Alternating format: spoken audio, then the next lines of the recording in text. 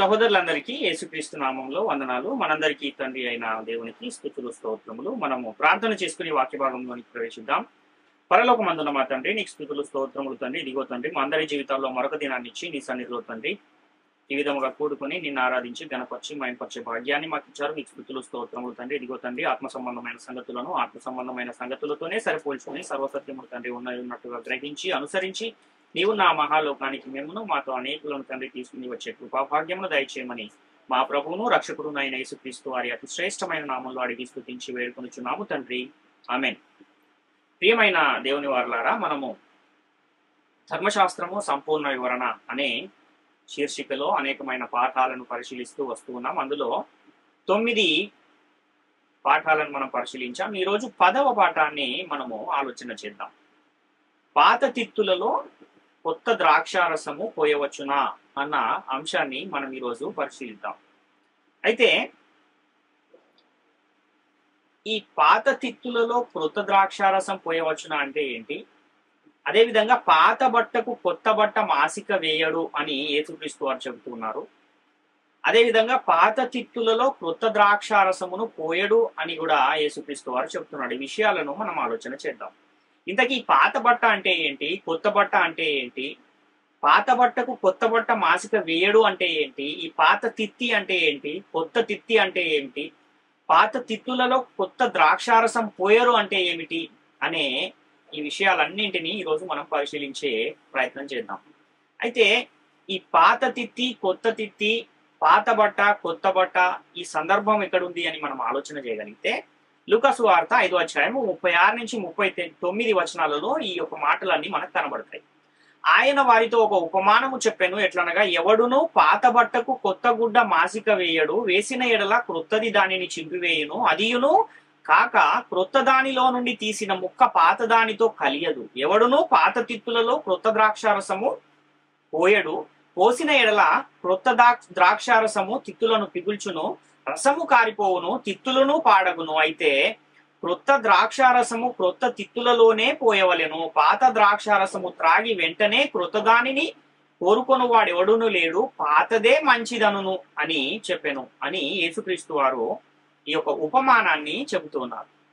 అయితే దీని సందర్భాన్ని మొదట మనము తెలుసుకునే ప్రయత్నం చేయాలి. అలాగే ఈ మాటలు ఎవరు చెప్తున్నారు, ఎవరితో చెప్తున్నారు, ఏ కాలములో చెప్తున్నారు, ఎందుకు చెబుతున్నారు అనే విషయాలను కూడా మనము పరిశీలన చేస్తేనే తప్ప ఈ యొక్క అంశం అనేది మనకు అంత సులువుగా అర్థం అవ్వదు. కాబట్టి ఈ సందర్భాన్ని మనం ఆలోచిస్తే ఎవరి మాటలు చెబుతున్నారు అంటే యేసుక్రీస్తు వారు ఈ మాటలను చెబుతున్నారు. ఎవరితో చెబుతున్నారు అని మనం ఆలోచిస్తే యోహాను శిష్యులతో యేసుక్రీస్తు వారు చెబుతున్న సందర్భం ఇది.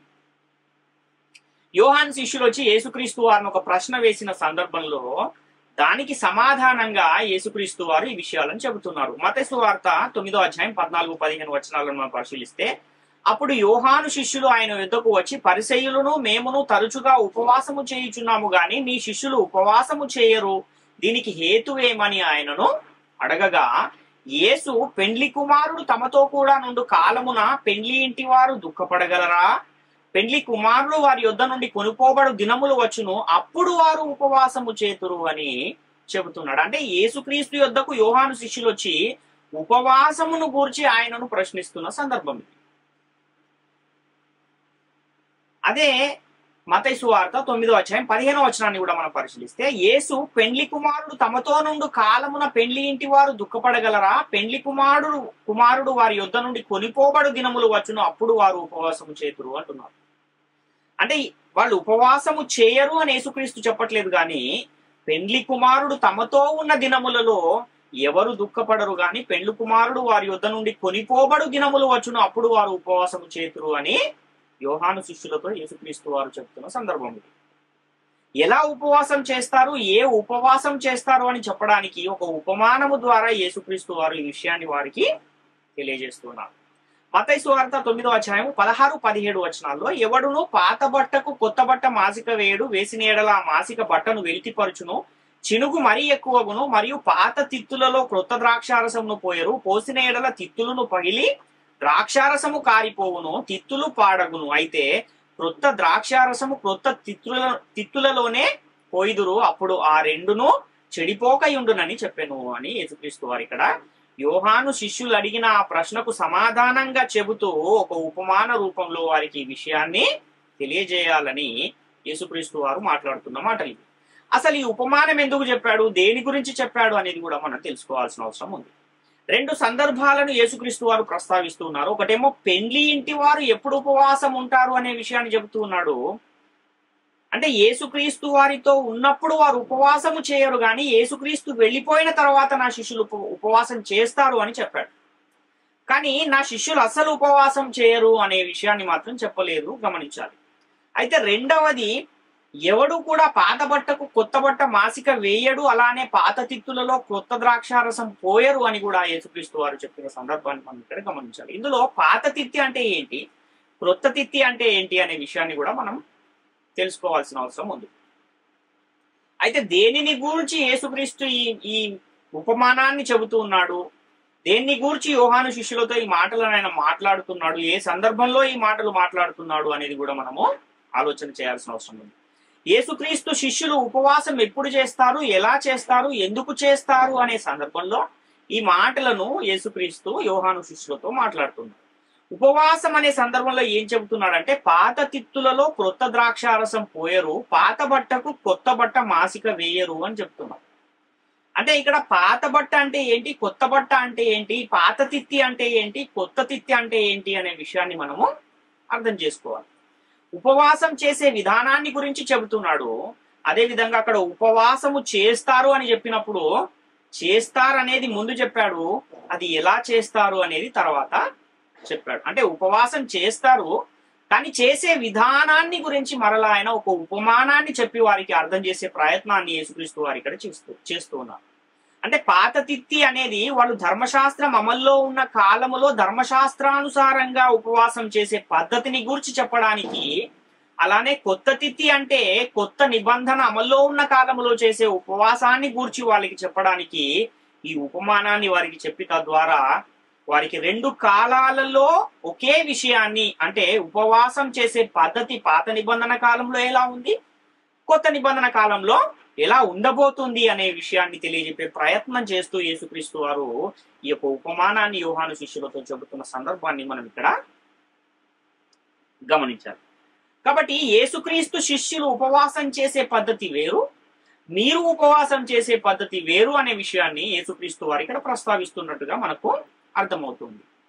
అయితే పాత నిబంధన కాలంలో ఆచరించే ఉపవాసం ఎలాంటి ఉపవాసము? ఈ పాత నిబంధన కాలంలో చాలా మంది ఉపవాసం చేశారు.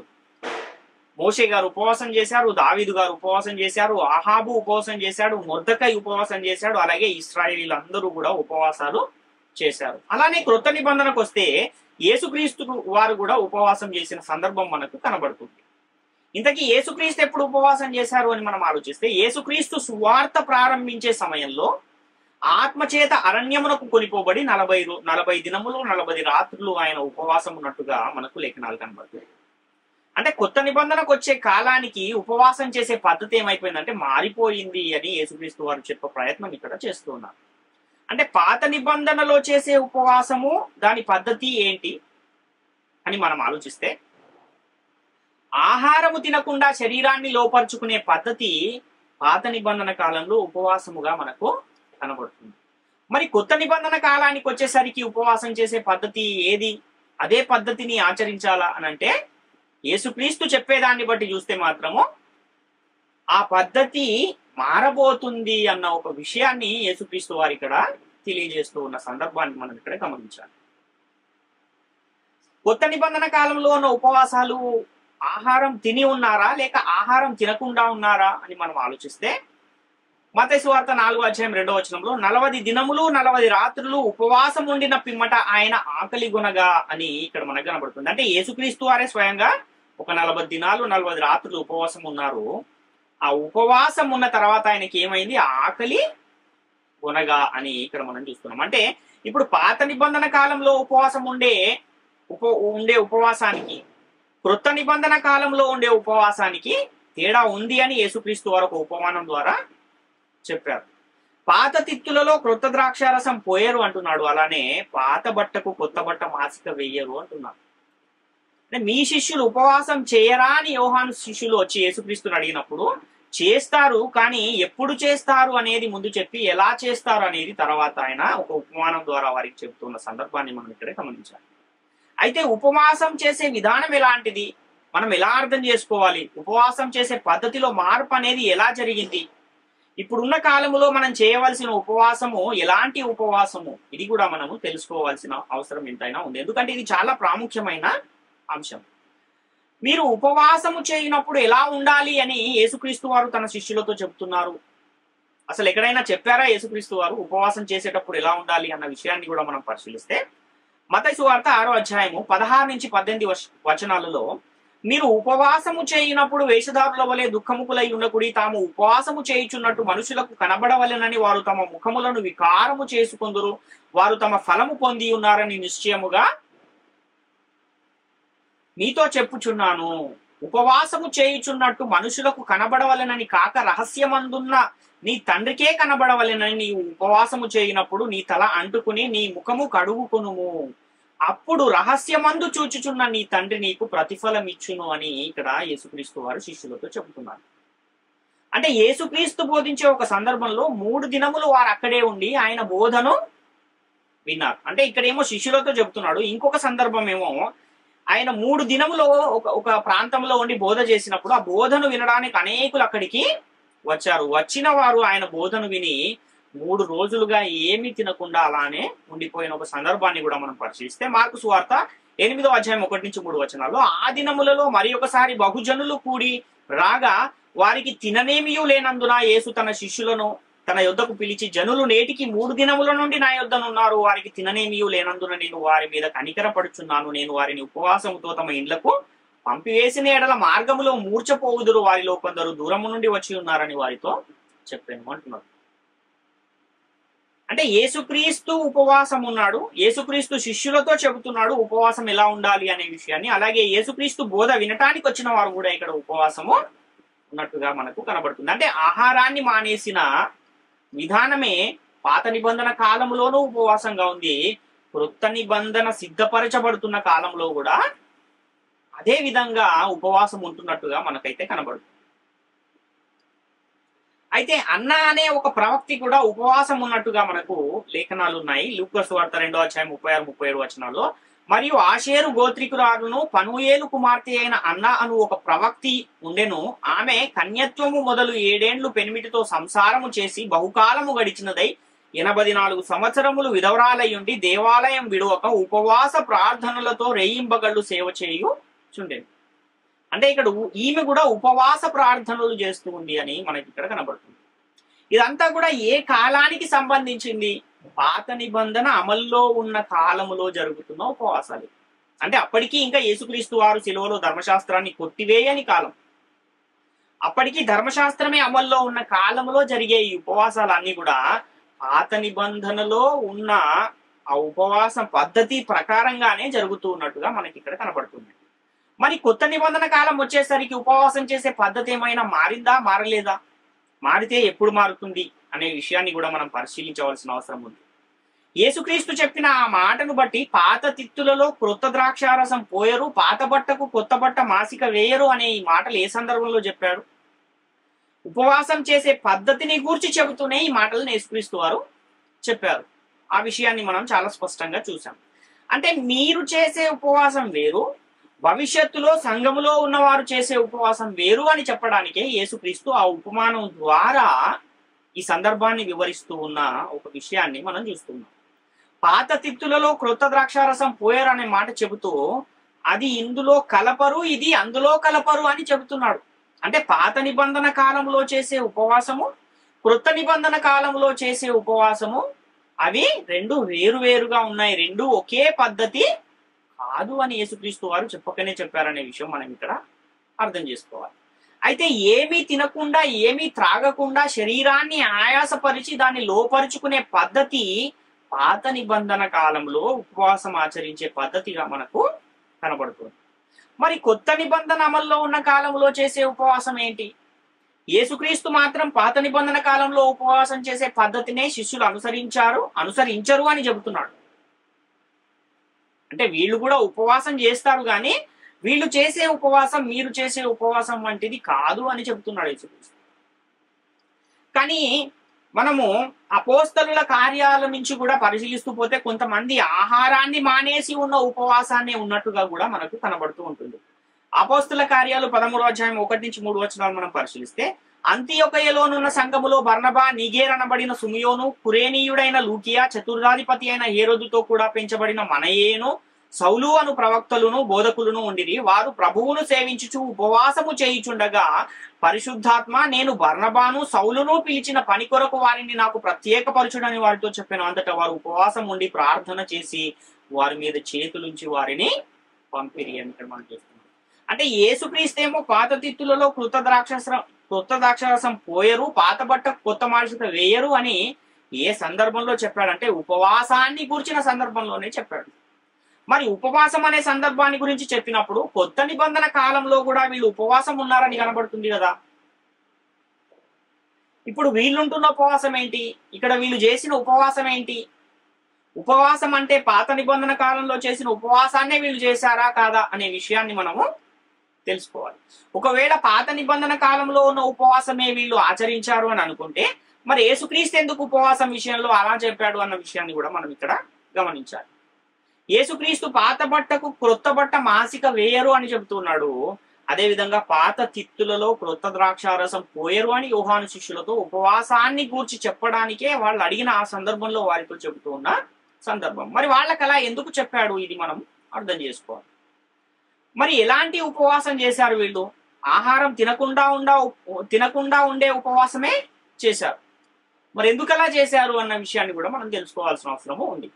నేటి కాలములో ఉపవాసం ఉండే పద్ధతి మారిపోయింది. మనము ఉపవాసాలు ఉండాలా అంటే ఉపవాసం ఉండే అవసరం లేదు. పాత తిత్తులలో క్రొత్త ద్రాక్షారసం పోయరు, పాత బట్టకు కొత్త బట్ట మాసిక వేయనక్కర్ లేదు అని మనము కొత్త బట్టగా ఎవరు కనబడుతున్నారంటే మనమే కొత్త బట్టగా కనబడుతూ ఉన్నాము. మనం ఉపవాసాలు ఉండనవసరం లేదు అని విధంగానే యేసుక్రీస్తు చెప్పిన ఆ సందర్భం మనకు కనబడుతుంది. మరి ఉపవాసం చేయనక్కర్లేదంటే పాత నిబంధన కాలంలో చేసే ఉపవాసం ఎప్పటి నుంచి ఆగిపోయింది? మరి ఇప్పుడు మనం చేయవలసిన ఉపవాసము ఎలాంటి ఉపవాసం మనం చేయాలి? ఈ రెండు విషయాలను మనం అర్థం చేసుకోవాలి. అయితే ఇక్కడ మనం పరిశీలించగలిగితే ఇది ఏ కాలానికి సంబంధించింది? ఇంతవరకు మనము కొత్త నిబంధనలో వ్రాయబడిన కొన్ని సందర్భాలు కూడా వాళ్ళు ఉన్న ఉపవాసాలు ఏ కాలములో వాళ్ళు ఉంటున్నారు, ఏ కాలములో వాళ్ళు ఉపవాసాలు ఉన్నారు అన్న విషయాన్ని కూడా మనం ఆలోచిస్తే కొత్త నిబంధన కాలానికి సంబంధించిందే, కానీ కొత్త నిబంధనకు సంబంధించిన చట్టం అనేది సంపూర్ణముగా సిద్ధపడని కాలములో మరియు సిద్ధపరచబడుతున్న కాలములో వాళ్ళు ఆచరిస్తున్న ఉపవాసాలు. ఎందుకు అని మనం పరిశీలన చేస్తే, బర్నబాను సౌలును పిలిచిన పని కొరకు వారిని ప్రత్యేకపరచుడని వాళ్ళతో చెప్పింది ఎవరు అంటే పరిశుద్ధాత్ముడు చెప్పాడు. అంటే ఈ కొత్త నిబంధన చట్టం ఏదైతే ఉందో అది సిద్ధపరచబడి స్థిరపరచబడేటంత వరకు కూడా వీళ్ళు పాత నిబంధనలో ఉన్న పద్ధతులనే ఏం చేస్తున్నారంటే ఆచరిస్తూ ఉన్నట్టుగా కనబడుతుంది. అంటే ఆ కాలంలో పరిశుద్ధాత్ముడు ఈ పని కొరకు బర్నబాను సౌలును ప్రత్యేకపరచమని చెప్పాడు. మరి నేటి కాలంలో కూడా ఎవరినైనా ప్రత్యేకపరచమని చెప్పే పరిస్థితి ఉందా అని అంటే, ఆ విధమైన పరిశుద్ధాత్ముని ప్రత్యక్ష పరిచర్య ఉందా అని అంటే, పాత నిబంధన కొట్టివేయబడిన తర్వాత కొత్త నిబంధనకు సంబంధించిన చట్టము సిద్ధపరచబడుతున్న కాలంలో, సిద్ధపరిచి స్థిరపరుస్తున్న కాలంలో జరిగిన అన్ని పనులు ఇప్పుడు యాజ్ ఇట్ ఈజ్ గా అలానే ప్రస్తుత కాలంలో జరుగుతాయా అంటే జరగవు అనే విషయాన్ని కూడా మనము కొంతవరకు ఇదివరకే నేర్చుకుని ఉన్నాం. అంటే కొత్త నిబంధన చట్టం సిద్ధపరచబడుతున్న కాలంలో దేవదూతల ప్రత్యక్ష పరిచర్య ఉంది, ఆత్మ పరిచర్య కూడా ఉంది. యేసుక్రీస్తును నేను చూశాను అని పౌలు గారు కూడా చెబుతున్న సందర్భాన్ని మనము 1 కొరింథీ పత్రిక 15వ అధ్యాయంలో 5-8 వచనాల్లో చూస్తాం. అందరికీ కనిపించిన తర్వాత అందరికీ కడపట అకాలమందు పుట్టినట్టున్న నాకును కనబడెను అని ఇక్కడ పౌలు గారు చెప్తున్నారు.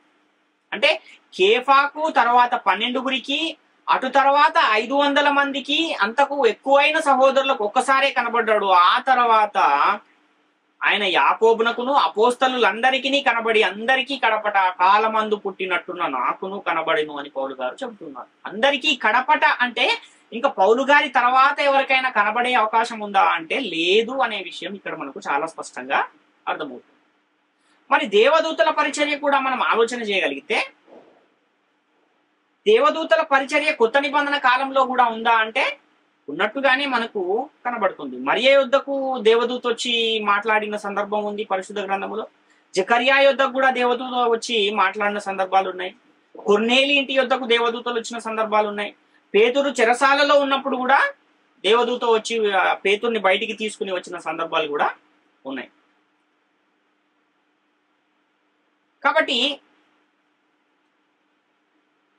కన్యక గర్భవతి అయి కుమారుని కనును నీవు పరిశుద్ధాత్మ వలన గర్భవతిగా ఉండు అనేమో మరియకు దేవదూత ద్వారా చెప్పబడిన మాటలు మత్తయి సువార్త 1వ అధ్యాయం 18వ వచనంలో కనబడతాయి.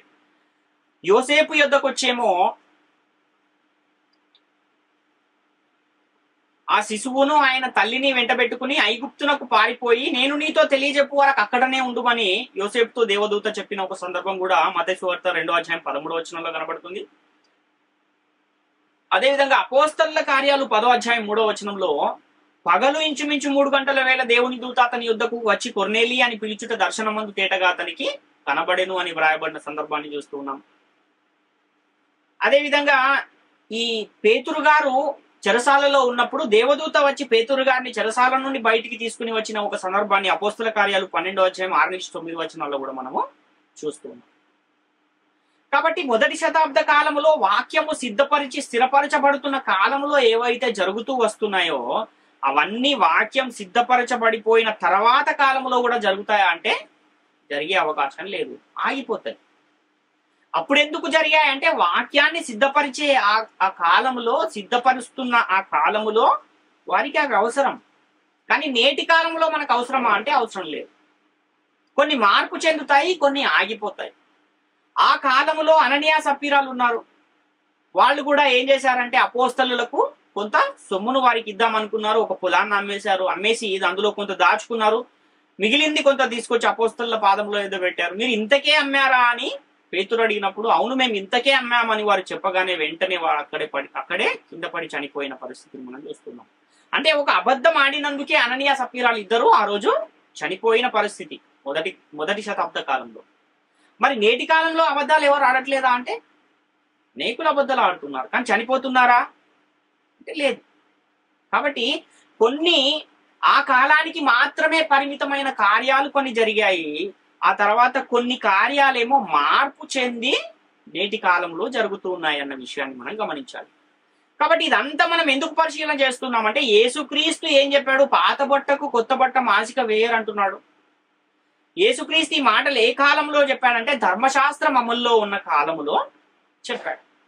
కాబట్టి ధర్మశాస్త్రం అమల్లో ఉన్న కాలంలో చెప్పిన యేసుక్రీస్తు మీరు చేసిన ఉపవాసము లాంటి ఉపవాసం వాళ్ళు చేయరు అంటున్నాడు. యేసుక్రీస్తు చెప్పిన ఈ కొత్త రకమైన ఉపవాసం ఎప్పటి నుంచి చేస్తారనేది కూడా మనం ఇక్కడ తెలుసుకోవాల్సిన అవసరము ఉంది. దాన్నే మనం ఇప్పుడు పరిశీలించే ప్రయత్నం చేద్దాం.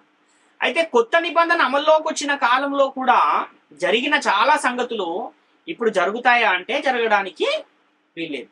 అప్పటి కాలంలో మనం పరిశీలన చేసుకుంటే మనకున్నట్టుగా క్రొత్త నిబంధన వ్రాయబడి వారి యొద్ద లేదు.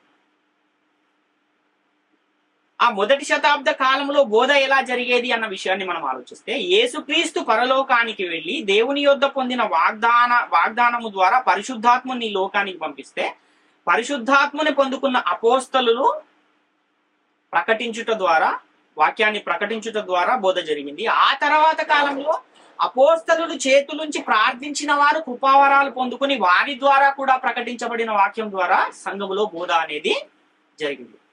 అంటే ఈ కృపావరాలను ఎవరైతే పొందుకున్నారో వారి ద్వారా సంఘములో వాక్యము ప్రకటించబడింది, చట్టము సిద్ధపరచబడింది, క్రొత్త నిబంధన అనేది సిద్ధపరచబడింది అనే విషయాన్ని మనం ఇక్కడ గమనించాలి. 1 కొరింథీ 14:26 వచనంలో సహోదరులారా ఇప్పుడు మీలో ఏమి జరుగుతున్నది? మీరు కూడి వచ్చినప్పుడు ఒకడు కీర్తన పాడవలెనని ఉన్నాడు, మరి ఒకడు బోధింపవలెనని ఉన్నాడు, మరి ఒకడు తనకు బయలుపరచబడినది ప్రకటన చేయవలెనని ఉన్నాడు, మరి ఒకడు భాషతో మాట్లాడవలెనని ఉన్నాడు, మరి ఒకడు అర్థము చెప్పవలెనని ఉన్నాడు. సరే సమస్తమును క్షేమాభివృద్ధి కలుగుటకై జరగనీయుడి అంటున్నాడు. అంటే ఈ కార్యాలు క్రొత్త నిబంధనలో వ్రాయబడ్డాయి కనుక నేటి కాలంలో కూడా మేము అలానే చేస్తాం, మేము కూడా భాషలు మాట్లాడతాం, మేము కూడా దర్శనాల కొరకు స్వప్నాల కొరకు ఎదురు చూస్తాం ప్రవచనాలు ప్రవచిస్తాం, అద్భుతాలు చేస్తాం అంటే అవన్నీ నేటి కాలంలో జరుగుతాయా అంటే నేటి కాలంలో జరిగే పరిస్థితి లేదు అన్న విషయాన్ని మనం గమనించాలి. అప్పుడు పరిశుద్ధాత్ముని ద్వారా వాళ్ళు ప్రకటన చేశారు. ఎందుకలా చేశారంటే ఆ కాలంలో మన యొద్ద ఉన్నట్టుగా వ్రాయబడిన పరిశుద్ధ గ్రంథం వారి యొద్ద లేదు కాబట్టి, అప్పటికే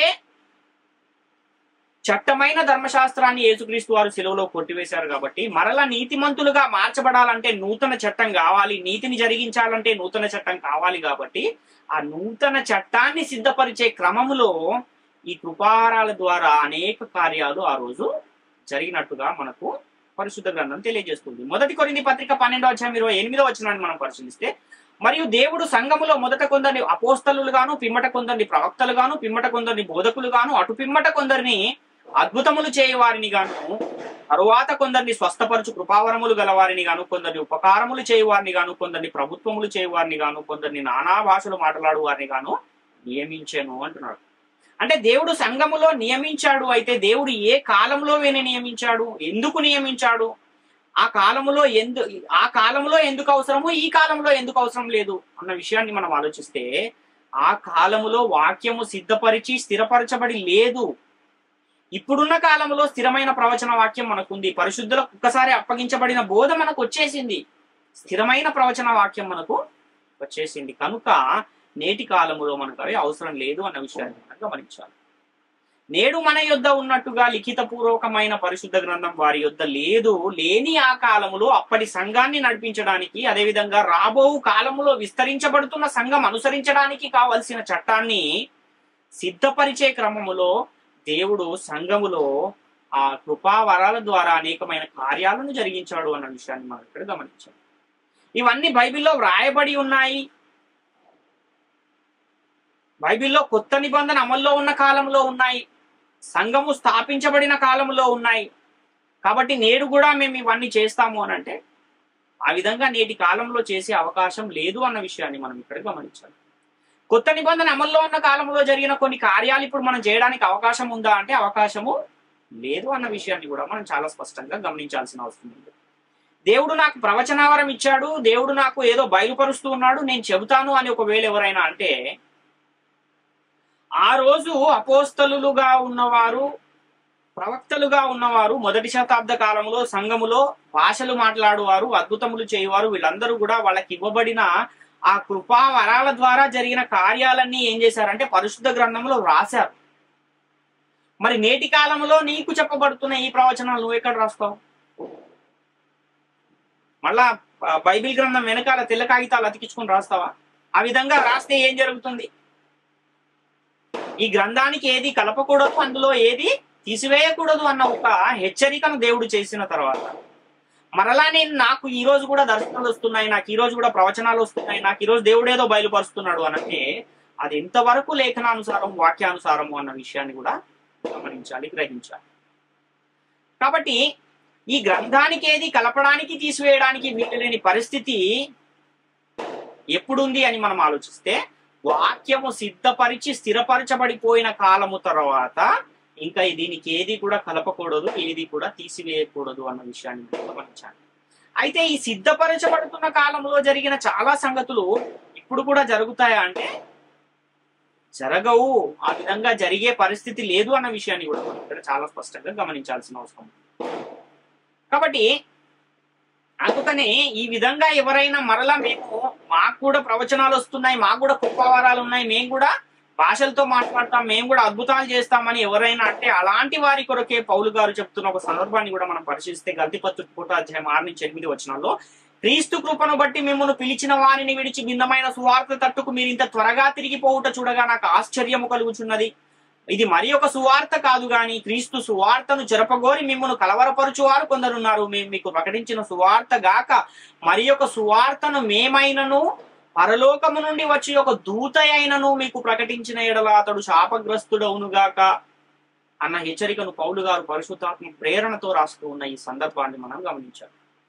పౌలు గారు రాశారండి, శాపం వచ్చినా పర్లేదు, నేను అలానే చేస్తానంటే ఇంకా అది మీ ఇష్టం, దానికి చేసేదేమీ లేదు. కాబట్టి ఒక కాలములో పరలోకము నుండి వచ్చిన దూతలు కొన్ని విషయాలను ప్రకటించిన పరిస్థితి ఉంది. మరియకు, యోసేపుకు, జకరియాకు దూత ద్వారా చెప్పబడిన సంగతులను కూడా మనము చూసాం. కానీ నేటి కాలములో అలా ప్రకటించే అవకాశమే లేదు. పరిశుద్ధ గ్రంథము రాయబడినది కాక వేరే మాటలు ఎవరు కూడా అలాంటి ప్రవచనాలు గాని అలాంటి దర్శనాలు గాని చెప్పడానికి వీలు లేదు. ఒకవేళ అలా చెబితే శాపగ్రస్తులు అవుతారని పౌలు గారు చాలా స్పష్టంగా తెలియజేస్తున్నారు. దూతల ప్రత్యక్ష పరిచర్య, పరిశుద్ధాత్మని ప్రత్యక్ష పరిచర్య ఆ కాలములో ఉంది కానీ నేటి కాలంలో లేదు అన్న విషయాన్ని మనం గమనించాలి. ఎందుకు వాళ్ళు ఆ కాలంలో ఉపవాసం చేశారంటే అప్పటికి వాక్యము సిద్ధపరచబడి స్థిరపరచబడి లేదు కాబట్టి ఆ సిద్ధపరచబడుతున్న కాలంలో కొత్త చట్టము సిద్ధపరచబడుతున్న కాలములో పాత నిబంధన కాలములో ఉన్న అదే పద్ధతిని వారు అనుసరించారు కానీ నేడు కూడా దాన్ని అనుసరించాలని మాత్రం కాదు అన్న విషయాన్ని మనం గమనించాలి. పాత నిబంధన నుండి అనగా పాత చట్టము నుండి కొత్త నిబంధనకు కొత్త చట్టానికి మారుతున్న కాలం కాబట్టి ఆ కొత్త చట్టం సిద్ధపరచబడుతున్న కాలంలో ఉపవాసం ఉండి అనేక కార్యాలను వారు చేస్తూ ఉన్నారు. దాన్నే వారు అనుసరిస్తున్నారు. మరి వాక్యము సిద్ధపరచబడిపోయిన తర్వాతి కాలంలో ఉండేటటువంటి ఉపవాసం ఏంటి? మనం కూడా అపోస్తలులు సౌలును బర్నబాని పని కోసము నియమించండి అంటే వారు ఉపవాసం ఉండి వారి మీద చేతులుంచి ప్రార్థించి నియమించి పంపించారు కదా. నేడు మనం కూడా అలానే పంపించాలా? అదే విధంగా చేయొచ్చా అంటే ఏం చేశారు వాళ్ళు? వాళ్ళు చేసిన ఉపవాసాన్ని మనం కూడా చేయాలా అంటే ఒకవేళ అలా చేయాలంటే యేసుక్రీస్తు ఏం చెబుతున్నాడు అంటే ఉపవాసము చేయాలా అన్న ప్రశ్నకు, చేయరాని శిష్యులు అన్న ప్రశ్నకు ఆ సందర్భాన్ని చెబుతూ పాత బట్టకు కొత్త బట్ట మాసిక వేయరు అని చెబుతున్నాడు. పాత తిత్తులలో క్రొత్త ద్రాక్షారసం పోయరు అని చెప్తున్నాడు. కాబట్టి వాక్యము సిద్ధపరిచి స్థిరపరచబడిన కాలంలోనే అది జరిగింది. ఇప్పుడు మనం ఏ కాలంలో ఉన్నామంటే వాక్యము సిద్ధపరచబడి స్థిరపరచబడిపోయిన కాలంలో ఉన్నాం. స్థిరమైన ప్రవచన వాక్యం వచ్చిన కాలంలో ఉన్నాం. పరిశుద్ధులకు ఒక్కసారి అప్పగింపబడిన బోధ వచ్చేసి అది మన చేతుల్లో లిఖితపూర్వకంగా ఉన్న దినాలలో మనం ఈరోజు ఉన్నాం. అసలు ఉపవాసం అంటే ఏంటి? బైబిల్ ఏం చెబుతుంది? ఆహారం తినకుండా శరీరాన్ని ఆయాసపరుచుకునే పద్ధతి ఒకటి ఉంది. అది పాత నిబంధన కాలంలో ఉంది. దాన్నే ఉపవాసముగా పరిశుద్ధ గ్రంథము తెలియజేస్తుంది. యెషయా గ్రంథము 58వ అధ్యాయం 3-6 వచనాలు మనం పరిశీలిస్తే, మేము ఉపవాసం ఉండగా నీవెందుకు చూడవు, మేము మా ప్రాణములను ఆయాసపరుచుకునుగా నీవెందుకు లక్ష్య పెట్టవు అని అందరూ మీ ఉపవాస దినమున మీరు మీ వ్యాపారము చేయుదురు, మీ పనివారి చేత కఠినమైన పని చేయించుదురు, మీరు కలహపడుచు వివాదము చేయుచు అన్యాయముగా గుద్దులాడుచు ఉపవాసము ఉందురు, మీ కంఠధ్వని పరమునకు వినబడినట్లుగా మీరు ఇప్పుడు ఉపవాసము ఉండరు. అంటే పరమునకు కంఠ ధ్వని వినబడునట్లుగా మీరు ఇప్పుడు ఉపవాసము ఉండరు అంటున్నాడు. అట్టి ఉపవాసము నాకు అనుకూలమా? మనుష్యుడు తన ప్రాణమును బాధపరుచుకొనవలసిన దినము అటిదేనా? ఒకడు జమ్ము వలె తల వంచుకుని గోనపట్ట కట్టుకుని బూడిద పరుచుకుని కూర్చుండుట ఉపవాసమా? అట్టి ఉపవాసము యెహోవాకు ప్రీతికరము అని మీరు అనుకుందురా? దుర్మార్గులు కట్టిన కట్లను విప్పుటయు, కాడిమాను మోకులు తీయుటయు, బంధింపబడిన వారిని విడిపించుటయు, ప్రతి కాడిని విరగగొట్టుటయు నేను ఏర్పరచుకునే ఉపవాసము కదా అంటున్నాడు. అంటే మీరు శరీరాన్ని ఆయాసపరుచుకునే ఉపవాసము, ఆహారాన్ని మానేసి శరీరాన్ని లోపరుచుకునే ఉపవాసం అసలు ఉపవాసమే కాదు. అలాంటి ఉపవాసం నాకు అవసరం లేదు అంటున్నాడు. మరి ఎలాంటి ఉపవాసం కావాలంటున్నాడు అంటే ఇక్కడ కాడిమాను మోకులు తీయుట, బంధింపబడిన వారిని విడిపించుట, ప్రతి కాడిని విరగొట్టుట అనేది దేవుడు ఏర్పరచుకున్న ఉపవాసము అని ఇక్కడ తెలియజేస్తున్న ఈ సందర్భాన్ని మనం గమనించాలి. అంటే ఆహారము తినకుండా శరీరాన్ని ఆయాసపరుచుకునే ఉపవాసం నాకు అవసరం లేదు, కానీ అపవాది చేత బంధింపబడిన వారిని విడిపించడానికి, బంధకాలను విడిపించడానికి ఇదే కదా నాకు ఇష్టమైన ఉపవాసం అని దేవుడు చెబుతున్న ఈ సందర్భాన్ని మనం గమనించాలి. అంటే నేటి కాలంలో ఉపవాసం ఉండేవాళ్ళు దేని కొరకు ఉంటున్నారు? అప్పులు తీరటానికి ఉపవాసం ఉంటున్నారు, పిల్లలు కలగటానికి ఉపవాసం ఉంటున్నారు, పెళ్లిళ్ళు అవడానికి ఉపవాసం ఉంటున్నారు, ఉద్యోగాలు రావడానికి ఉపవాసం ఉంటున్నారు, ఐశ్వర్యం కలగడానికి ఉపవాసాలు ఉంటున్నారు. కానీ దేవుడు ఎందుకు ఉపవాసం చేయమంటున్నాడు అంటే మన కోరికల లిస్టు దేవుని ముందు పెట్టి వాటి కోసం ఉపవాసం ఉండమంటున్నాడా? కాడిమాను మోకును తెంపటానికి, బంధింపబడిన వారిని విడిపించడానికి, దుర్మార్గులు కట్టిన కట్లను విడిపించడానికి, అనేకులను రక్షణలో నడిపించడానికి దేవుడు ఉపవాసం ఉండమని చెప్తున్నాడు. ఇదే నిజమైన ఉపవాసము. ఇలాంటి ఉపవాసాన్ని మీరు ఉండాలి అని దేవుడు యెషయా గ్రంథంలోనే గుర్తు చేశాడు. యేసుక్రీస్తు వారేమో నూతన నిబంధన స్థిరపరచబడుతున్న కాలములో అనగా నేటి కాలములో మనం ఉండే ఉపవాసం ఇలాంటిదై ఉండాలని దేవుడు కోరుకుంటున్నాడు. కానీ మీ కోరికలను దేవుని ముందుంచి వాటిని తీర్చడానికి ఉపవాసం చేయమని మాత్రం దేవుని ఉద్దేశం కాదు. అదేవిధంగా యేసుక్రీస్తు ఉద్దేశం కూడా కాదు అన్న విషయాన్ని మనం ఇప్పుడు గమనించాలి. అందుకని యేసుక్రీస్తు వారు ఉపవాసము ఉంటారు, కానీ మీరు ఉండే ఉపవాసం లాంటి ఉపవాసం నా శిష్యులు ఉండరు అని చెబుతున్నాడు. పాత బట్టకు కొత్త బట్ట మాసిక వేయరు, పాత ద్రాక్షారసము కొత్త తిత్తులలో పోయరు అని యేసుక్రీస్తు ఇందుకోసమే చెప్పాడు అన్న విషయాన్ని మనం గమనించాలి. అంటే పాత నిబంధన కాలంలో శరీరాన్ని లోపరుచుకోవడానికి ఆహారం మానేయడం ద్వారా శరీరాన్ని లోపరుచుకునే పద్ధతి ఆ రోజు ఉండేది. మరి నేటి కాలంలో అనగా కొత్త నిబంధన అమల్లో ఉన్న కాలంలో ఈ శరీరాన్ని లోపరుచుకునే పద్ధతి ఏంటి, ఎలాంటి పరిస్థితి ఉందని పరిశుద్ధ గ్రంథం చెబుతుంది. శరీర క్రియల్ని ఎలా చంపాలని చెబుతుంది, మనలో కార్యసిద్ధి జరిగించేది ఏమిటి అని చెబుతుంది అన్న విషయాన్ని కూడా మనం ఆలోచించాలి. ఇప్పుడున్న పరిస్థితుల్లో దేవుడు మనకి ఎలాంటి ఆత్మనిచ్చాడు? పిరికితనం గల ఆత్మనిచ్చాడా, లేక ఇంద్రియ నిగ్రహం గల ఆత్మనిచ్చాడా? అంటే ఇంద్రియ నిగ్రహము కలగాలంటే ఆహారము తినకుండా ఉంటేనే మనము శరీరములో ఉన్న ఇంద్రియాలను నియంత్రించగలమా, లేక దేవుడు మనకిచ్చిన ఆత్మే నిగ్రహంతో ఉన్న ఆత్మనిచ్చాడా అని మనం ఆలోచిస్తే ఇంద్రియ నిగ్రహము గల ఆత్మనే దేవుడు ఇచ్చాడు, కానీ పిరికితనము గల ఆత్మనియ్యలేదు అని మనకు లేఖనం తెలియజేస్తుంది. అంటే నేటి కాలంలో ఆత్మ ఎలా పనిచేస్తాడు మన జీవితాలలో అంటే వాక్యము ద్వారా పనిచేస్తాడు అన్న విషయాన్ని గమనించాలి.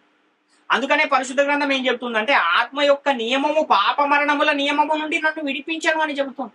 రోమపత్రిక 8:1-2 అంటే ఉపవాసము వలన ఒక్కరోజే శరీరాన్ని నియంత్రించుకునే అవకాశం ఉంది, కానీ ఆత్మ యొక్క నియమాన్ని అనుసరిస్తే, ఆత్మ యొక్క నియమాన్ని లేదా వాక్యాన్ని గనక మనం అనుసరించుకుంటూ పోతే ఎల్లప్పుడూ ఎప్పటికీ శరీర క్రియలను నిగ్రహించుకునే అవకాశము, శరీర క్రియలను చంపే అవకాశం ఉందని పరిశుద్ధ గ్రంథం తెలియజేస్తున్న ఈ సందర్భాన్ని మనం ఇక్కడ గమనించాలి. అంటే ఎలా శరీర క్రియలను చంపాలి అన్న విషయాన్ని కూడా మనం ఆలోచిస్తే రోమపత్రిక 8:14 మృతులలో నుండి యేసును లేపిన వాని ఆత్మ మీలో నివసించిన ఎడల మృతులలో నుండి క్రీస్తు యేసును లేపిన వాడు చావునకు లోనైన మీ శరీరములను కూడా మీలో నివసించుచున్న తన ఆత్మ ద్వారా జీవింపజేయును. కాబట్టి సహోదరులారా, శరీరానుసారముగా ప్రవర్తించుటకు మనము శరీరమునకు రుణస్థులము కాము. మీరు శరీరానుసారముగా ప్రవర్తించిన ఎడల చావవలసిన వారై ఉందురు, గాని ఆత్మ చేత శరీర క్రియలను చంపిన ఎడల జీవించెదరు. దేవుని ఆత్మ చేత ఎందరు నడిపింపబడుదురో వారందరూ దేవుని కుమారులై ఉందురు అని ఇక్కడ చెబుతుంది. అంటే శరీరానుసారముగా ప్రవర్తించే ప్రవర్తన దేనికి దారి తీస్తుంది అని అంటే అది నాశనానికి దారి తీస్తుంది. అందుకనే దేవుని ఆత్మ చేత నడిపించబడాలంటున్నాడు, ఆత్మ చేత శరీర క్రియలను చంపాలంటున్నాడు. అప్పుడు మనము జీవాన్ని పొందుకుంటాము, జీవించగలుగుతాము అన్న విషయాన్ని ఇక్కడ తెలియజేస్తున్న సందర్భాన్ని మనం గమనించాలి. కానీ నేటి కాలంలో శరీర క్రియలను ఎలా చంపాలంటే ఆత్మచేతనే శరీర క్రియలను చంపే పద్ధతి ఈ రోజు ఉపవాసంగా కనబడుతుంది. ఆత్మచేత శరీర క్రియలను చంపడం అంటే నేటి క్రైస్తవ సమాజంలో ఉన్న చాలా మంది ఏమనుకుంటున్నారంటే భాషలు మాట్లాడడం, ప్రవచించడం, అద్భుతాలు చేయడం, స్వస్థతలు చేయడం, ప్రవచనాలు చెప్పడం అనుకుంటున్నారు. ఆత్మచేత శరీర క్రియలు చంపడం అంటే ఆత్మచేత నడిపింపబడడం అంటే ఇది కాదు. వాక్యము చేత నడిపించబడము, వాక్యము ద్వారా శరీర క్రియలను చంపడమే ఆత్మచేత పడడము అన్న విషయాన్ని గమనించాలి. అంటే ఆత్మచేతనే కదా వాక్యం అంతా సిద్ధపరచబడింది మొదటి శతాబ్ద కాలంలో. పరిశుద్ధాత్మని యేసుక్రీస్తు పంపిస్తే ఆ పరిశుద్ధాత్మను పొందుకున్న వీళ్ళు పరిశుద్ధాత్మ ప్రేరణతో వాక్యాన్ని ప్రకటిస్తూ సిద్ధపరుస్తూ స్థిరపరుస్తూ వచ్చారు. పరిశుద్ధాత్మ ప్రేరణతో వ్రాయబడిన ఆ వాక్యాన్ని మనం అనుసరించుట ద్వారా ఆత్మచేత బడే వారముగా మనము మారగలుగుతామన్న విషయాన్ని గమనించాలి. అంటే కృపావరాలు కలిగి ఉండడమే ఆత్మచేత నడిపించబడటం అనుకుంటున్నారు చాలా మంది. కానీ కృపావరాలు ఎప్పటి వరకు నిలిచి ఉంటాయి అంటే వాక్యము సిద్ధపరిచేంత వరకే, వాక్యము స్థిరపరిచేంత వరకే ఉంటాయని పరిశుద్ధ గ్రంథం చాలా స్పష్టంగా తెలియజేస్తుంది. వాక్యము సిద్ధపరచబడిపోయిన తర్వాత కృపావరాలు అవసరం లేదు అన్న విషయాన్ని మనం ఇక్కడ గమనించాలి. అవి ఆగిపోతాయి అని పరిశుద్ధ గ్రంథం చాలా స్పష్టంగా తెలియజేస్తుంది. అంటే పూర్ణమైనది వచ్చినప్పుడు పూర్ణము కానిది నిరర్థకమగును అని మనకు మొదటి కొరింథీ పత్రిక 19:9-10, మొదటి కొరింథీ పత్రిక 13:9-10 కనబడుతుంది. అంటే మనము కొంత మట్టుకు ఎరుగుదుము, కొంత మట్టుకు ప్రవచించుచున్నాము, కానీ పూర్ణమైనది వచ్చినప్పుడు పూర్ణము కానిది నిరర్ధకమగును అంటున్నాడు. అంటే కొంత మట్టుకు ఎరుగుదుము, కొంత మట్టుకు ప్రవచించుచున్నాము గాని అనే ఈ మాట ఏ కాలానికి సంబంధించిన మాట అంటే వాక్యం ఇంకా సిద్ధపరచబడుతున్న కాలములో చెప్పబడిన మాట. ఆ కాలానికి చట్టమైన ధర్మశాస్త్రం కొట్టివేయబడింది కనుక క్రొత్త చట్టాన్ని సిద్ధపరచడానికి వారికి కృపావరాలు అవసరమయ్యాయి తప్ప కృపావరాలు సదాకాలం ఉండడానికి ఇవ్వబడలేదు, ఎల్లప్పుడూ ఉండడానికి ఇవ్వబడలేదు. ఎప్పుడైతే వాక్యం అనేది సిద్ధపరిచి స్థిరపరచబడిపోతుందో అప్పుడు ఇంకా కృపావరాలతో అవసరము లేదు అన్న విషయాన్ని గమనించాలి. ఈ వాక్యాన్ని సిద్ధపరచడానికే వారు ప్రవచించారు, భాషలతో మాట్లాడారు, అద్భుతాలు చేశారు, సూచక్రియలు చేశారు, స్వతంత్రలు చేశారు. ఆ చేసినప్పుడు ఏ కార్యాలు అయితే జరిగాయో వాటన్నింటినీ కూడా ఏం చేశారంటే పరిశుద్ధ గ్రంథములో వ్రాయించి మన నిమిత్తం భద్రపరిచారు. కాబట్టి ఎప్పుడైతే నూతన చట్టము క్రొత్త నిబంధన సిద్ధమైపోయిందో, స్థిరపరచబడిపోయిందో అప్పటి నుంచి ఈ కృపావరాలు అనేవి వాటితో పని లేదు, వాటి అవసరం లేదు అన్న విషయాన్ని గమనించాలి. అంటే ఇప్పుడు ఆత్మచేత నడిపించబడడం అంటే అర్థం ఏంటంటే ఆత్మ యొక్క నియమమును అనుసరించి నడుచుకోవడం, పరిశుద్ధులకు ఒక్కసారి అప్పగింపబడిన బోధను మనము అనుసరించి నడుచుకోవడమే ఆత్మచేత నడిపించబడటం. కొత్త నిబంధనను అనుసరించి నడుచుకునే విధానాన్ని ఆత్మ యొక్క నియమము, కొత్త నిబంధన పరిశుద్ధులకు ఒక్కసారి అప్పగింపబడిన బోధ అనే విషయాన్ని మనం ఇక్కడ అర్థం చేసుకోవాలి. ఎందుకంటే విశ్వాసులమైన మనలో కార్యసిద్ధి కలిగించేది ఏంటి అంటే వాక్యమే. ఆ వాక్యమే విశ్వాసులైన మీలో కార్యసిద్ధి కలగజేయుచున్నది అని తెస్సలోనిక పత్రిక 1 తెస్సలోనిక 2:13 కనబడుతుంది. ఎందుకు వాక్యము వలన కార్యసిద్ధి కలుగుతుంది అంటే హెబ్రీ పత్రిక 4:12 ప్రకారము వాక్యం ఎలాంటిది అని అంటే శక్తి గలది, బలము గలది, వాడిగలదై మనుషుల హృదయముల యొక్క తలంపులను, ఆలోచనలను సైతం ఏం చేస్తుంది అంటే అది శోధించుచున్నది.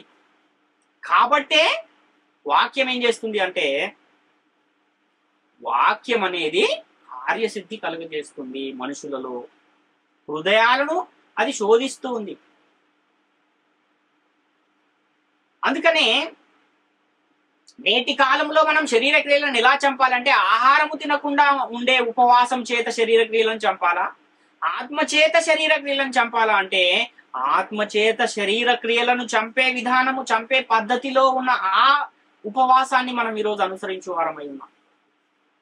నేటి కాలములో ఆత్మలను రక్షించేది ఏంటంటే శక్తిగల వాక్యము ఆత్మలను రక్షించును అని మనకు పరిశుద్ధ గ్రంథం తెలియజేస్తుంది. ఆహారం మానేసి శరీరాన్ని లోపరుచుకోవడం దేవునికి ఇష్టమా, లేక వాక్యము ద్వారా శరీరాన్ని లోపరుచుకుని శరీరాన్ని దేవుని పనిలో ఉంచటాన్ని దేవుడు ఇష్టపడతాడా అంటే వాక్యము చేత శరీరాన్ని లోపరుచుకుని దేవుని పనిలో వాడటమే నేటి కాలంలో దేవునికి ఇష్టమైన కార్యము అన్న విషయాన్ని గమనించాలి. కొలసీ పత్రిక 3:5-6 భూమి మీదనున్న మీ అవయవములను అనగా జారత్వమును, అపవిత్రతను, కామాతురతను, దురాశను, విగ్రహారాధన అయిన ధనాపేక్షను చంపివేయుడి, వాటి వలన దేవుని ఉగ్రత అవిధేయుల మీదికి వచ్చును. వీటన్నింటినీ ఎలా చంపగలం మనం అంటే వాక్యము చేత చంపగలం. ఎప్పుడైతే వాక్యాన్ని మన హృదయాలలో ఉంచుకోగలుగుతామో వీటన్నింటినీ కూడా మన యుద్ధం నుండి వెళ్ళగొట్టే ప్రయత్నం చేయొచ్చు అన్న విషయాన్ని గమనించాలి. వాక్యము చేత శరీరాన్ని లోపరుచుకుని ఏం చేయాలి అంటే 1వ శతాబ్ద కాలంలో వాళ్ళు ఏం చేశారు, దేవుని పని చేశారు. నేటి కాలంలో కూడా దేవుని పని చేయాలంటే మనం కూడా ఏం చేయాలంటే వాక్యము చేత మనము నడిపించబడాలి. దేవుని పని ఏంటి అని మనం ఆలోచిస్తే దేవుడు ఒక పనిని పెట్టుకుని ఉన్నాడు. జగత్తు పునాది వేయబడక మునిపే ఆయనకు అనేకులైన వారసులు కావాలనుకున్నాడు. వారందరూ పరిశుద్ధులుగా, నిర్దోషులుగా ఉండాలనుకున్నారు. కానీ ఆ వారసులుగా ఉండాలనుకునే వారందరూ ఏమైపోయారు, చెడిపోయిన పరిస్థితి భూమి మీద దేవునికి కనబడినప్పుడు తన సొంత కుమారుడైన యేసుక్రీస్తుని లోకానికి పంపించాడు. ఆ యేసుక్రీస్తు వచ్చి ఏం చేశాడు, తండ్రి తనకు అప్పగించిన పనిని చేసి పరలోకానికి వెళ్ళిపోయాడు. మరి దేవుని పనంతా సంపూర్ణంగా నెరవేరిపోయిందా అంటే కొన్ని పనులు మిగిలిపోయాయి. కొదవైన వాటిని కూడా యేసుక్రీస్తు ఉంచి వెళ్ళాడు. ఆ కొదవైన వాటిని ఏం చేయాలంటే మన వంతు, మన శరీరం అందు మనం సంపూర్ణం చేయవలసిన వారమై ఉన్నాం. తండ్రి పని క్రీస్తు చేస్తే క్రీస్తు మనకు అప్పగించిన పనిని ఎవరు చేయాలంటే మనమే నేటి కాలంలో చేయాలి. కాబట్టి కుమారుడు వచ్చి ఏం చేశాడు, తను తాను బలిగాను అర్పణగాను అర్పించుకున్నాడు. అర్పించుకుని రక్షణను సిద్ధపరిచి వెళ్ళిపోయాడు. మరి మనం చేయాల్సిన కొదవైన పని ఏంటి అని మనం ఆలోచిస్తే క్రీస్తు సిద్ధపరిచిన రక్షణలోనికి అనేకులను నడిపించే ఒక పనిని మనకు యేసుక్రీస్తు వారు అప్పగించి వెళ్ళారు. ఆత్మచేత శరీర క్రియలను చంపి ఆ శరీరాన్ని దేవుని పనిలో ఉపయోగించాలి. అదే నేటి కాలంలో మనం చేసే ఉపవాసము అన్న విషయాన్ని మనం గమనించాలి. గలతీ పత్రిక 5:22 అయితే ఆత్మఫలం ఏమనగా ప్రేమ, సంతోషము, సమాధానము, దీర్ఘశాంతము, దయాళత్వము, మంచితనము, విశ్వాసము, సాత్వికము, ఆశ నిగ్రహం. ఆత్మచేత శరీర క్రియలను చంపి ఆత్మచేత నడిపించబడేవారు ఎలా ఉండాలంటే ఆత్మ ఫలము కలిగి ఉండాలి. ఈ ఆత్మ ఫలములో ఉన్న ఈ లక్షణాలన్నీ ఎప్పుడైతే కలిగి ఉంటామో అప్పుడు మనము ఆత్మచేత నడిపించబడే వారముగా ఉంటాం. ఆత్మ ఫలాలు కలిగి ఉన్నవారు ఎలా ఉంటారు అంటే లోకంలో వాళ్ళు ఎలా జీవిస్తారు అనే విషయాన్ని కూడా మనం ఆలోచిస్తే గలతీ పత్రిక 5:24 క్రీస్తు యేసు సంబంధులు శరీరమును దాని ఇచ్చలతోనూ దురాశలతోనూ సిలువ వేసి ఉన్నారంటున్నాడు. అంటే లోకాన్ని సిలువ వేసిన వారు ఆత్మఫలము కలిగిన వారు అన్న విషయాన్ని మనం ఇక్కడ గమనించాలి. మేము చేసేయన్నీ చేస్తూ ఉంటాం కానీ దేవుని పని చేస్తూ ఉంటామని చాలా మంది అనుకుంటున్నారు, కానీ అలా చేయకూడదు అని పరిశుద్ధ గ్రంథం తెలియజేస్తుంది. ఇప్పుడు మనం చేసే ఉపవాసం ఏంటంటే ఆత్మచేత శరీర క్రియలను చంపే ఉపవాసం చేయాలి. ఎలా ఆత్మచేత శరీర క్రియలను చంపాలంటే శరీరమును దాని ఇచ్చలు మరియు దురాశలకు సిలువ వేసి శరీర క్రియలను నేటి కాలంలో చంపవలసిన వారమై ఉన్నాం. గలతీ పత్రిక 6:14 కూడా మనం పరిశీలిస్తే అయితే మన ప్రభు అయిన యేసుక్రీస్తు సిలువ యందు తప్ప మరి దేని యందును అతిశయించుట నాకు దూరమవును గాక, దాని వలన నాకు లోకమునకు నేనును సిలువ వేయబడి ఉన్నామంటున్నాడు. అంటే లోకములో ఉన్న మాలిన్యాలను అంటకుండా లోకానికి మనకు సిలువ వేయబడి ఉండే పరిస్థితిలో ఉన్నవారు యేసుక్రీస్తు ఏదైతే ఉపవాసము నా శిష్యులు ఉండబోతున్నారని చెప్పాడో ఆ ఉపవాసాన్ని ఆ పద్ధతిని పాటిస్తున్న వారుగా మనకు కనబడుతుంది. ఆహారం తినకుండా ఉంటే ఎంతసేపు మనం శరీరాన్ని లోపరుచుకోగలం అంటే ఆ ఆహారము మానేసిన ఆ దినము మాత్రమే శరీరాన్ని లోపరుచుకోగలం. అందుకనే యేసుక్రీస్తు అంటున్నారు మీరు చేసే ఉపవాసం వేరు, నా శిష్యులు చేసే ఉపవాసం వేరు అంటున్నాడు. పాత బట్టకు కొత్త బట్ట మాసిక వేరు, పాత తిత్తులలో క్రొత్త ద్రాక్షారసం పోయరు అని ఉపవాస విషయములో యోహాను శిష్యులు యేసుక్రీస్తుని అడిగిన ఆ ప్రశ్నకు సమాధానంగా ఆయన ఉపమానము ద్వారా వారికి ఈ విషయాన్ని చెబుతూ ఉన్న సందర్భాన్ని మనం గమనించాలి. పెండ్లి కుమారుడు ఉన్న కాలంలో పెండ్లి ఇంటి వారు ఉపవాసం ఉంటారా? ఉండరు అని చెప్తున్నాడు. పెండ్లి కుమారుడు వెళ్ళిపోవు సమయం వస్తుంది, అప్పుడు వారు ఉపవాసం ఉంటారు అని యేసుక్రీస్తు వారు వారితో చెప్పిన సందర్భాన్ని మనము గమనించాలి. మరి ఈ ఎప్పుడు ఈ ఉపవాసం ఉంటారంటే యేసుక్రీస్తు వెళ్ళిపోయిన తర్వాత వాక్యము స్థిరపరచబడిపోయిన తర్వాత మెల్లిమెల్లిగా ఏం జరుగుతుంది అంటే ఈ మార్పు అనేది జరుగుతూ వస్తుంది. ఇప్పుడున్న కాలంలో వాక్యము స్థిరపరచబడిపోయిన కాలంలో మనం ఉండవలసిన ఉపవాసం ఏంటి అంటే ఆహారము తినకుండా ఉపవాసం కాదు, కానీ ఆత్మచేత అనగా వాక్యము చేత శరీర క్రియలను చంపి శరీరాన్ని లోపరుచుకునే ఒక ఉపవాసాన్ని మనం ఈరోజు ఉండాలి. ఈ విధంగా శరీరాన్ని లోపరుచుకున్న తర్వాత లోకాశలను సిలువ వేసి ఆత్మ ఫలము కలిగిన వారముగా ఆ ఆత్మ ఫలములో ఉన్న ఆ లక్షణాలన్నింటినీ మనలో ఇతరులకు కనబడే విధంగా ఉంటూ మనము ఆ ఉపవాసాన్ని యేసుక్రీస్తు చెప్పిన ఆ ఉపవాసాన్ని చేయువారముగా మనం ఉండాలి. కాబట్టి ప్రస్తుత కాలంలో కొత్త నిబంధన అమల్లో ఉన్న కాలంలో ఉపవాసం అంటే ఏంటంటే కొత్త నిబంధన కాలములో కొత్త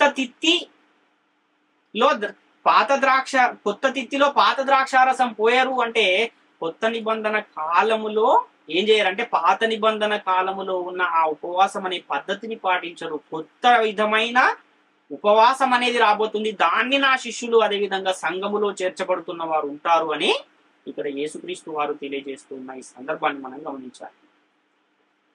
ఒకటేమో శరీర క్రియలను చంపాలి, ఇంకోటేమో ఆత్మలను రక్షించాలి. అయితే వాక్యము చేత శరీర క్రియలను చంపి శరీరాన్ని లోపరుచుకోవడమే నేటి కాలంలో మనం ఆచరించవలసిన ఉపవాసము అనే విషయాన్ని గమనించాలి. అగ్నిలో నుండి లాగినట్టు కొందరిని రక్షించే ఆ పనిని మనం ఎలా చేయగలమంటే మన హృదయాలలో దేవుని వాక్యాన్ని ఎంచుకోవటం ద్వారా వాక్యము చేత శరీర క్రియలను చంపుట ద్వారానే అనేకులను అగ్నిలో నుండి లాగినట్టు రక్షించే వారముగా మనము ఉంటాం. యేసుక్రీస్తు ఏ విధముగానైతే మనల్ని ప్రేమించి తను తాను అర్పణగాను బలిగాను పరిమళ వాసనగాను దేవునికి బలిగా అర్పణగా అర్పించుకున్నాడో అలాగుననే మీరును ప్రేమ కలిగి నడుచుకునుడి అని యేసుక్రీస్తు వారు ఏ విధంగానైతే రక్షణ మార్గాన్ని సిద్ధపరిచి వెళ్ళారు, ఆ రక్షణను అనేకులకు ప్రకటిస్తూ అనేకులను ఆ మార్గములో నడిపించే పనిని దేవుడు మనకు అప్పగించి యేసుక్రీస్తు వారు అప్పగించి వెళ్ళిన ఆ పరిస్థితిని మనం గమనించాలి. కాబట్టి నేటి కాలములో మనము ఎలాంటి పనిని కలిగి ఉన్నామంటే మొదటి యోహాను పత్రిక 3:16 ఆయన మన నిమిత్తము తన ప్రాణమును పెట్టెను గనక దీని వలన ప్రేమ ఎటిదని తెలుసుకొనుచున్నాం, మనము కూడా సహోదరుల నిమిత్తం మన ప్రాణములను పెట్టబద్దులమై ఉన్నాము అంటున్నాడు. అంటే ప్రాణం పెట్టడం అంటే మన ప్రాణాన్ని అర్పించడం కాదు, కానీ ప్రాణము పెట్టేంతగా వారికి వాక్యాన్ని ప్రకటిస్తూ వారిని మార్పు చెందించి దేవుని మార్గములో నడిపించే విధంగా వారిని తయారు చేసే ఒక పనిని మనం కలిగి ఉన్నాం. గల్తీ పత్రిక 6:1 సహోదరులారా, ఒకడు ఏ తప్పిదములోనైనాను చిక్కుకొని నేడల ఆత్మ సంబంధులైన మీలో ప్రతివాడు తానును శోధింపబడుతునేమో అని తన విషయమై చూచుకొనుతూ సాత్వికమైన మనసుతో అటు వాణిని మంచి దారికి తీసుకుని రావలను. అంటే మార్పు చెందిన వారు కూడా తప్పిపోయే ప్రమాదం ఉందా అంటే ఉంది అని పరిశుద్ధ గ్రంథం చాలా స్పష్టంగా తెలియజేస్తుంది. అలాంటి వారిని కూడా మరలా మంచి దారికి తీసుకుని వచ్చే ఒక పనిని దేవుడు ఎవరైతే రక్షణ పొంది దేవుని రాజ్యములో క్రీస్తు సంఘములో చేరారో వారందరికీ కూడా అప్పగించిన పని ఉంది అన్న విషయాన్ని గమనించాలి. యాకోబు పత్రిక 5:19-20 కూడా మనం పరిశీలిస్తే, నా సహోదరులారా, మీలో ఎవడైనాను సత్యము నుండి తొలగిపోయినప్పుడు మరి ఒకడు అతనిని సత్యమునకు మళ్లించిన ఎడల పాపిని వాని తప్పు మార్గము నుండి మళ్లించువాడు మరణము నుండి ఒక ఆత్మను రక్షించి అనేక పాపములను కప్పివేయునని తాను తెలుసుకొనవలెను.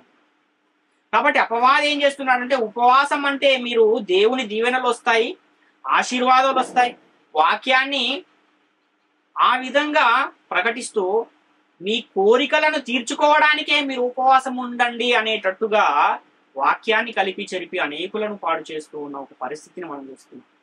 కానీ వాక్యం సిద్ధపరచబడుతున్న కాలంలో ఉపవాసం ఉన్నట్టుగా వ్రాయబడిన ఉన్న లేఖనాలను చూపించి కొత్త నిబంధనలు వ్రాయబడి ఉంది కాబట్టి మనం కూడా ఈరోజు అదే విధంగా చేయాలి అన్న ఒక భ్రమ ఈరోజు కనబడుతుంది. అలాంటి పరిస్థితి నెలకొంది.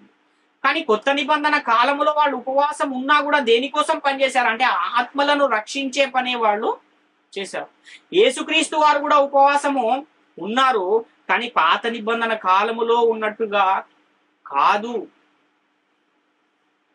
అంటే రాబో కాలంలో ఉపవాసం ఉన్న శిష్యులు ఉంటారు, కానీ వాళ్ళు పాత నిబంధన కాలములో ఉండే ఉపవాస పద్ధతి ప్రకారం కాదు, కానీ వాళ్ళు ఇంకొక క్రొత్త విధమైన ఉపవాసాన్ని వారు ఉండబోతున్నారు అని యేసుక్రీస్తు వారు చెప్పిన సందర్భాన్ని మనం ఇక్కడ గమనించాలి. అంటే కొత్త నిబంధన కాలంలో ఉపవాసం ఉండే పద్ధతి మారిపోయిందా అంటే ఎస్, మారిపోయింది అని పరిస్థితులు మనం చాలా స్పష్టంగా తెలియజేస్తుంది. కానీ నేటి కాలంలో శరీరాన్ని ఎలా లోపరుచుకోవాలంటే ఆత్మ చేత, అంటే వాక్యము చేత శరీర క్రియలను చంపి శరీరాన్ని లోపరుచుకునే ఒక పద్ధతి కొత్త నిబంధన కాలంలో అమల్లోకి వచ్చింది. దాన్నే ఉపవాసం అని యేసుక్రీస్తు వారు ఇక్కడ వర్ణించిన ఒక సందర్భాన్ని మనం చూస్తున్నాం. కాబట్టి పౌలు గారు కూడా ఈ లోక దురాశలను ఎలా సిలువ వేశాడు అన్న విషయాన్ని కూడా మనం ఒకసారి ఆలోచిస్తే, ఫిలిప్పీ పత్రిక 3:10-11 ఏ విధము చేతనైనాను మృతులలో నుండి నాకు పునరుత్థానము కలగవలెనని ఆయన మరణ విషయములోను సమాన అనుభవం గలవాడునై ఆయనను ఆయన పునరుత్థాన బలమును ఎరుగు నిమిత్తము ఆయన శ్రమలలో పాలివాడనగుట ఎటిదో ఎరుగు నిమిత్తము సమస్తమును నష్టపరుచుకుని వాటిని పెంటతో సమానముగా ఎంచుకొంచున్నాను అంటారు. అంటే లోకములో ఉన్నది అంతా ఆయన పెంటతో సమానముగా ఎంచుకొనుచున్నారు. కాబట్టి ఆయన గోల్ ఏమై ఉంది అంటే పునరుత్థానము పొందాలన్న ఒక గురినే ఆయన కలిగి ఉన్నాడు. కానీ ఈ లోకములో అనేకమైన ధనాన్ని సంపాదించుకోవాలని కానీ ఇంకేదో సంపాదించుకోవాలని కానీ ఆయన టార్గెట్ గా కనబడడం లేదు ప్రియుల. కాబట్టి పౌలు గారు ఆచరించిన ఉపవాసం ఏంటి అంటే ఇదే ఉపవాసాన్ని ఆయన ఆచరించారు. ఆహారం మానేసి చేసే ఉపవాసం ఉన్నంత మట్టుకే శరీరాన్ని లోపరుచుకోగలం, కానీ ఆత్మచేత శరీర క్రియలను చంపే ఉపవాసంలో ఎల్లప్పుడూ ఎప్పటికీ కూడా మనము శరీరాన్ని లోపరుచుకోగలిగే ఒక అవకాశం ఉంది, పరిస్థితి ఉంది అన్న విషయాన్ని గమనించాలి. కాబట్టి ఈ నేటి కాలంలో ఉండే ఉపవాసం ఎలాంటి ఉపవాసం అనంటే ఆత్మచేత శరీర క్రియలను చంపే ఉపవాసాన్ని నేటి కాలంలో ప్రతి ఒక్కరు కూడా అనుసరించాలి అన్న విషయాన్ని మనము గమనించాలి. కాబట్టి దేవుని రాజ్యము ఎలాంటిది? భోజనము పానమా దేవుని రాజ్యము అన్న విషయాన్ని కూడా ఆలోచిస్తే, దేవుని రాజ్యము భోజనము పానము కాదు కానీ నీతియు సమాధానమును పరిశుద్ధాత్మ యందలి ఆనందమును అయి ఉన్నది అని మనకు రోమపత్రిక 14:17 కనబడుతుంది. కాబట్టి భోజనాన్ని బట్టి దేవుని ఎదుట మనం మెప్పు పొందుతామా అంటే, దేవుని ఎదుట భోజనాన్ని బట్టి మెప్పు పొందము. తినినందున మనకు ఎక్కువ లేదు, తినకపోయినందున తక్కువ లేదు. భోజనమును బట్టి దేవుని ఎదుట మనం మెప్పు పొందము అని మనకు 1 కొరింథీ పత్రిక 8:8 కనబడుతుంది.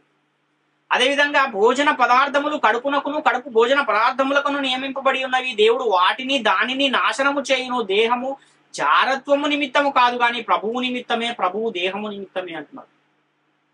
అంటే భోజన పదార్థాలన్నీ కూడా ఏమైపోతాయి? ఒకానొక రోజు నాశనం అయిపోతాయి. ఈ శరీరం కూడా ఒకానొక రోజు నాశనం అయిపోయే పరిస్థితి ఉంది. కాబట్టి అలాంటి ఉపవాసం మనకు అక్కర్లేదు. కానీ ఈ శరీరంలో ఉన్న ఆత్మను రక్షించే ఉపవాసం మనకు అవసరం నేటి కాలంలో. కాబట్టి మీరు భోజనము చేసినను పానము చేసినను మీరేమి చేసినను సమస్తమును దేవుని మహిమ కొరకు చేయుడి అని కూడా 1 కొరింథీ పత్రిక 10:31 మనం చూస్తున్నాం. కాబట్టి మనం ఈ దేహాన్ని దేనికోసం వాడాలంటే దేవుని పని నిమిత్తము వాడాలి అన్న విషయాన్ని మనం గమనించాలి. ఒక కారు కొనుక్కుని అందులో ట్యాంక్ నిండా పెట్రోల్ పోసి ఎక్కడైనా వెళ్ళాలంటే నడుచుకుంటూ వెళ్తాము అంటే వెళ్ళాం. ఎందుకు? దాన్ని మన అవసరాల నిమిత్తమే మనం కొనుక్కున్నాం కాబట్టి దాన్ని ఏం చేయాలి? మన పనుల నిమిత్తం వాడుకోవాలి. అదేవిధంగా దేవుడు కూడా ఈ శరీరాన్ని ఎందుకు ఇచ్చాడంటే తన పనిని చేయడానికే ఈ శరీరాన్ని దేవుడు ఇచ్చాడు. కాబట్టి ఆ శరీరానికి అవసరమైన ఆత్మీయ ఆహారమైన వాక్యముతో శరీర క్రియలను లోపరుచుకుని దేవుని పనిని చేస్తూ ముందుకు సాగగలిగితేనే అనేకులను రక్షించగలము. అదేవిధంగా మనలను మనము కూడా రక్షించగలము అన్న విషయాన్ని, రక్షించుకోగలం అన్న విషయాన్ని గమనించాలి. అందుకే పౌలు గారు కొలసీలకు పత్రిక రాస్తూ 1:24 ఇప్పుడు మీ కొరకు నేను అనుభవించుచున్న శ్రమలయందు సంతోషించు సంగమను ఆయన శరీరము కొరకు క్రీస్తు పడిన పాటలో కొదవైన వాటి యందు నా వంతు నా శరీరమందు సంపూర్ణము చేయుచున్నాను అంటున్నారు. అంటే నేటి కాలంలో శరీర సంబంధమైన విషయాల మీదనే లోకం అంతా కూడా మనస్సుంచుకొని ఉన్నారు. ఆత్మ సంబంధమైన విషయాలను ఎవరు కూడా చేయట్లేదు. ఎందుకంటే అపవాది తన కుయుక్తి చేత వాక్యాన్ని కలిపి చెరిపి నిత్య జీవానికి అనేకులను దూరం చేస్తూ తనతో పాటు అనేకులను నిత్య నరకానికి తీసుకువెళ్లాలనే ఒక గొప్ప ప్రణాళికలో అనేకులను పాడు చేస్తూ ఉన్న ఒక సందర్భాన్ని మనం కలిగిస్తున్నాం. కాబట్టి నేటి కాలంలో ఏది ఉపవాసము? మనం ఉండవలసిన ఉపవాసం ఏది అనంటే ఆత్మచేత శరీర క్రియలను చంపే ఉపవాసాన్ని మనం నేటి కాలంలో ఉండాలి తప్ప శరీరాన్ని ఆయాసపరుచుకుని ఆహారమును మానేసి శరీరాన్ని లోపరుచుకునే ఉపవాసం కాదు అని చాలా స్పష్టంగా మనం ఈరోజు గమనించవలసిన అవసరం ఉంటాయి. కాబట్టి ప్రియులారా, ప్రాముఖ్యమైన ఈ విషయాన్ని ప్రతి ఒక్కరు కూడా గమనించి గ్రహించి దేవుని కృపకు పాత్రలుగా ఉండాలని మిమ్మల్ని అందరినీ వేడుకొనుచు నా మాటలను ముగిస్తున్నాను. అందరికీ వందనాలు. మనందరికీ తండ్రి స్తుతులు స్తోత్రములు.